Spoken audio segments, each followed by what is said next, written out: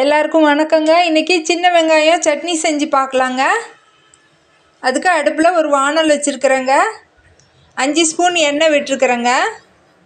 இப்போ ஒரு 1/4 ஸ்பூன் அளவுக்கு கடுகு சேர்த்துக்கலாங்க.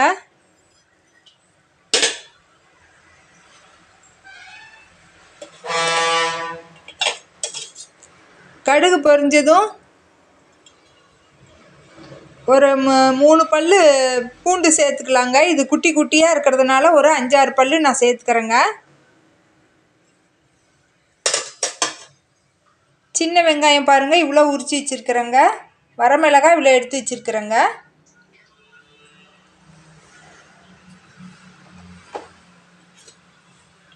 இப்போ இந்த பூண்டை இதில் சேர்த்துக்கலாங்க எண்ணெயில்.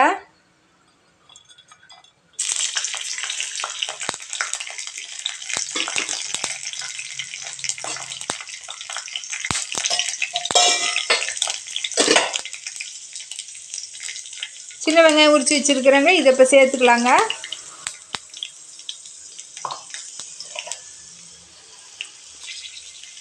வரமிளகாய் சேர்த்துக்கலாங்க.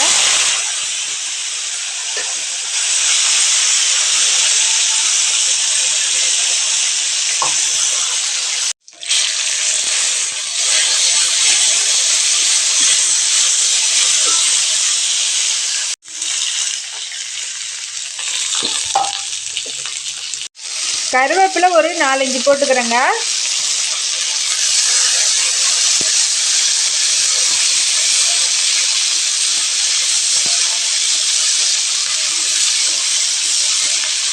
வெங்காயம் நல்லா வதங்கட்டுங்க.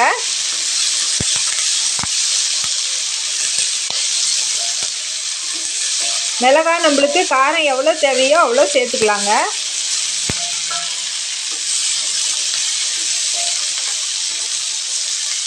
இப்போ வெங்காயம் நல்லா வதங்கிடுச்சுங்க.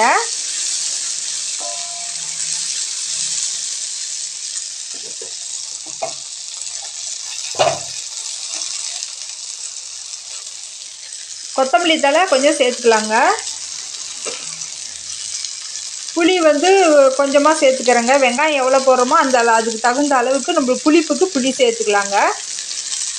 இப்போ அடுப்பு நிறுத்திடலாங்க. இதை ஒரு வதக்கிடலாங்க. இந்த சூட்டுலேயே அடுப்பை நிறுத்திட்டாங்க.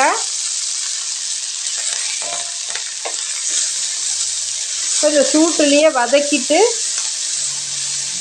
இதை ஆற வச்சுட்டு அரைச்சி எடுத்துக்கலாங்க.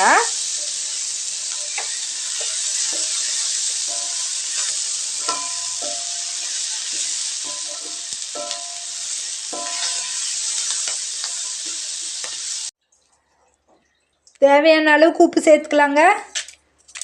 இப்போ இதை அரைச்சி எடுத்துக்கலாங்க. அவ்வளோதாங்க, சட்னி தயாராகிடுச்சுங்க. இதை அதிகமாக புளி சட்னின்னு தாங்க சொல்லுவாங்க. சின்ன வெங்காயம் சட்னின்னு சொல்லலாங்க, சின்ன வெங்காயம் போடுறதுனால. இட்லி தோசைக்கு அருமையாக இருக்குங்க. இந்த மாதிரி செஞ்சு பாருங்கள், நல்லா ருசியாக இருக்குங்க. இன்னொரு வீடியோவில் பார்க்கலாங்க. நன்றிங்க. இது வேணும்னா தாளிச்சிக்கலாங்க. நானாக தாளிக்கலைங்க. தாளிக்காமையே இது எண்ணெயில் நல்லா வதக்கினதுனால அருமையாக இருக்குங்க.